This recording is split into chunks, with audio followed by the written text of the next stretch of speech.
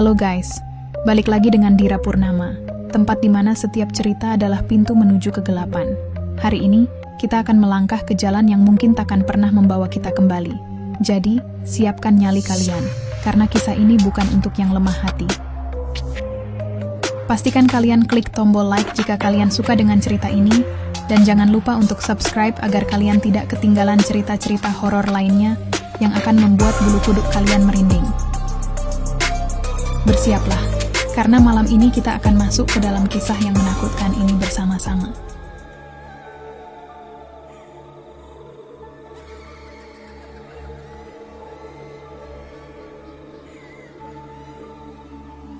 Malam itu, langit mendung tanpa bintang.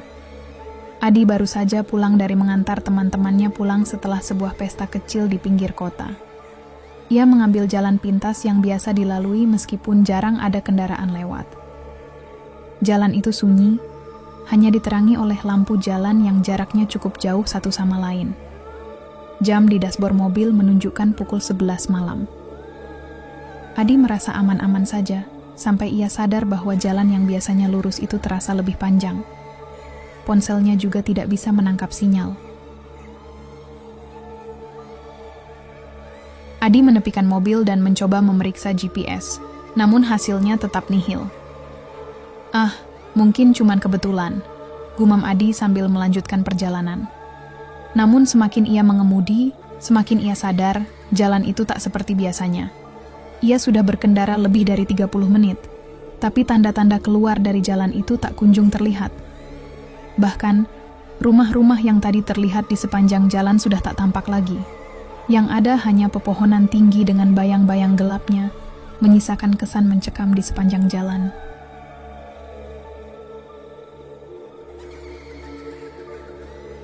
Di depan, samar-samar terlihat cahaya lampu motor. Adi mempercepat laju mobilnya dan mendapati seorang pria tua di atas sepeda motor tua berhenti di pinggir jalan. Ia berusaha bertanya arah jalan pulang. "Pak, maaf, ini jalan ke arah kota kan?" tanya Adi sambil membuka kaca jendela mobil. Pria tua itu menoleh dengan lambat, memperlihatkan wajahnya yang pucat. "Jalan ini tidak ada ujungnya, Nak." Seketika, bulu kuduk Adi berdiri. Ia mencoba mengabaikan perasaan takutnya dan menanyakan arah lain. "Kamu sudah masuk jalan ini. Kamu tidak bisa keluar dengan mudah," kata pria itu lagi, lalu menghidupkan motornya dan menghilang ke dalam kegelapan, meninggalkan Adi yang terpaku di tempat. Adi merasakan keringat dingin mengalir di pelipisnya. Ia segera melajukan mobil lebih cepat, namun jalanan itu terus tampak sama. Tidak ada petunjuk arah, tidak ada penanda apapun. Setelah beberapa jam berkendara tanpa henti, Adi mulai mendengar sesuatu. Di tengah deru mesin mobil, terdengar suara sayup-sayup dari radio yang tiba-tiba menyala sendiri.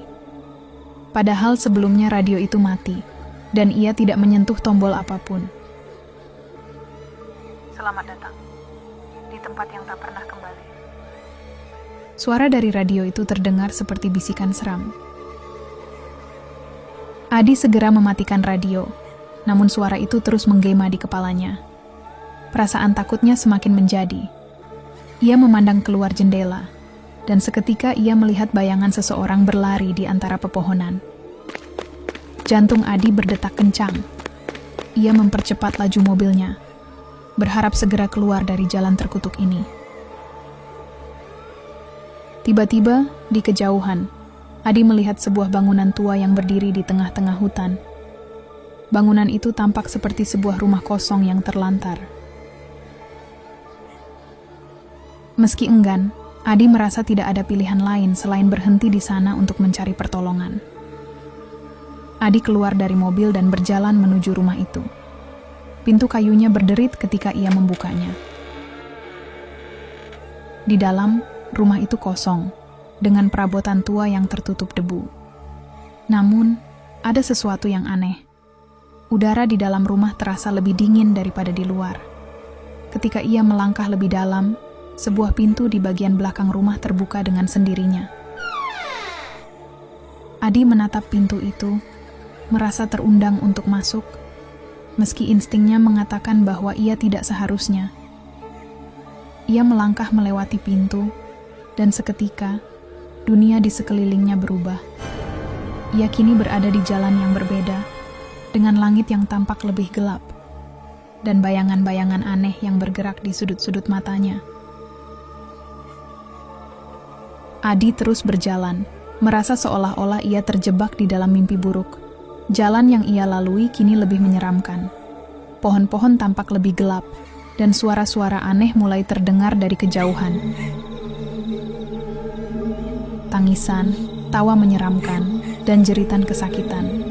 Ia mencoba berlari, namun jalan itu seakan tak ada ujungnya. Setiap langkah yang ia ambil hanya membuatnya kembali ke tempat yang sama. Tubuhnya mulai melemah, namun ia terus berusaha keluar dari mimpi buruk ini. Di tengah keputusasaannya, Adi melihat sosok pria tua yang tadi ia temui di jalan. Pria itu berdiri diam di tengah jalan, menatap Adi dengan tatapan kosong. "Kau tak bisa keluar dari sini," kata pria tua itu lagi. Kali ini suaranya terdengar lebih menyeramkan. Adi mundur selangkah, namun kakinya terasa berat. Dunia di sekelilingnya berputar, dan tiba-tiba kegelapan menyelimuti segalanya, dan Adi pun pingsan. Ketika Adi terbangun, ia menemukan dirinya kembali berada di dalam mobilnya. Jam di dashboard menunjukkan pukul 11 malam, sama seperti ketika ia pertama kali mulai tersesat. Jalan di depannya tampak normal kembali, namun ada sesuatu yang tidak beres. Adi memutuskan untuk mengikuti jalan kembali, berharap kali ini ia bisa keluar. Namun, semakin ia mengemudi, semakin ia merasa jalan itu bukanlah jalan yang sama. Pemandangannya berubah, dan mobilnya seolah-olah bergerak melintasi tempat yang sama berulang kali. Tiba-tiba, di kejauhan, ia melihat sekelompok orang berdiri di tengah jalan, menghalangi jalannya. Mereka semua mengenakan pakaian usang, dan wajah mereka tampak kosong, tanpa ekspresi. Adi memperlambat mobilnya dan mencoba memutar balik, namun mobilnya tiba-tiba mogok. Dengan tangan gemetar, Adi keluar dari mobil dan berjalan mundur menjauh dari kelompok orang tersebut. Namun, semakin ia melangkah, semakin dekat mereka mendekat, meskipun kaki mereka tak bergerak. Sosok-sosok itu mendekat perlahan, dan Adi merasa terperangkap di antara kegelapan dan ketakutan. Kegelapan semakin menelan Adi, hingga ia tak bisa lagi membedakan mana dunia nyata dan mana mimpi buruk. Suara-suara yang aneh terus membisikinya, seolah-olah jalan ini mengundangnya untuk tinggal selamanya. Adi kini sadar bahwa jalan ini bukan sekadar jalan biasa. Ini adalah jalan menuju alam lain, tempat di mana arwah-arwah yang tersesat terjebak selamanya. Tidak ada jalan keluar dari sini, dan mereka yang masuk tak akan pernah kembali. Dengan pandangan mata yang mulai memudar, Adi menyadari bahwa ia hanyalah salah satu dari banyak korban jalan ini. Jalan yang tak pernah mengizinkan siapapun untuk kembali. Tapi di tengah kegelapan dan rasa putus asa, Adi tiba-tiba teringat sesuatu yang pernah diceritakan oleh kakeknya. Kakeknya, seorang pria tua yang bijak, pernah mengatakan bahwa dalam situasi yang paling menakutkan, hanya keberanian dan keyakinan yang bisa menyelamatkan. Tutup matamu dan ingat jalan pulang. Suara kakeknya bergaung di benaknya. Meski tubuhnya gemetar, Adi menutup matanya dan memaksa dirinya untuk tenang. Ia mengingat setiap detail jalan yang benar, jalan yang selalu ia lalui untuk pulang. Di tengah kepanikan, ia fokus pada kenangan akan rumahnya, tempat yang aman, dan orang-orang yang menunggunya di sana. Ia menarik napas dalam-dalam, berusaha memfokuskan pikiran, dan ketika ia membuka matanya, jalan di depannya mulai berubah. Kegelapan perlahan sirna, dan sosok-sosok aneh yang mengepungnya pun memudar, seperti kabut yang tersapu angin. Cahaya pagi yang samar-samar mulai muncul di cakrawala. Mobil Adi masih berada di tengah jalan, namun kali ini jalan itu tampak seperti yang seharusnya, jalan yang dikenalinya. Lampu-lampu jalan kini terlihat normal, dan pepohonan yang sebelumnya tampak menyeramkan kini hanya bayangan yang biasa. Dengan perasaan lega, Adi segera masuk kembali ke mobilnya. Jantungnya masih berdetak kencang, namun rasa takut yang mencekam perlahan memudar. Ia menyalakan mesin mobil dan mulai melanjutkan perjalanan, mengikuti jalan yang akhirnya terlihat seperti jalan pulang yang sebenarnya. Di kejauhan, ia mulai melihat rumah-rumah penduduk dan lampu-lampu kota yang mulai menyala seiring dengan datangnya pagi. Saat ia mencapai jalan besar, sinyal ponselnya kembali. Adi segera menghubungi keluarganya, memastikan bahwa ia baik-baik saja. Suara ibunya di seberang telepon terdengar penuh kekhawatiran. "Adi, kamu di mana? Kami sudah menunggumu semalaman." Adi tersenyum lega, meskipun lelah. "Aku nyasar, Bu. Tapi aku sudah di jalan pulang sekarang." Setelah beberapa menit, Adi akhirnya tiba di depan rumahnya. Rasa hangat dan damai menyelimuti dirinya saat ia melihat rumahnya berdiri dengan kokoh. Ketika ia masuk ke dalam, keluarganya segera memeluknya dengan penuh rasa syukur. Malam yang panjang dan menakutkan itu akhirnya berakhir, dan Adi belajar sesuatu yang berharga.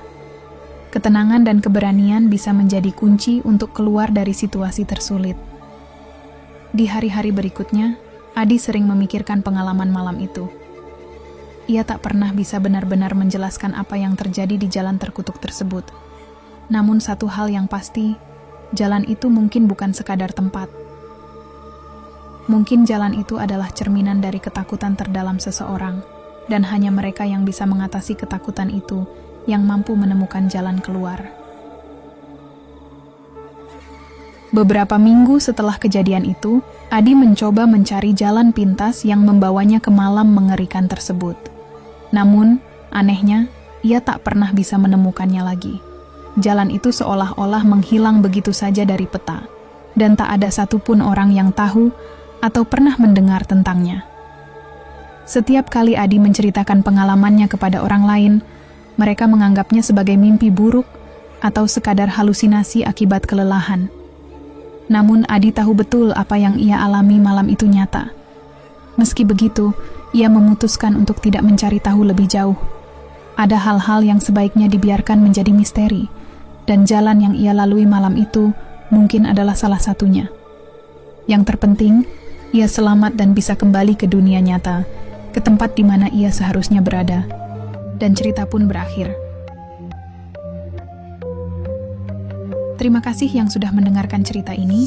Jangan lupa subscribe agar tidak ketinggalan cerita-cerita selanjutnya.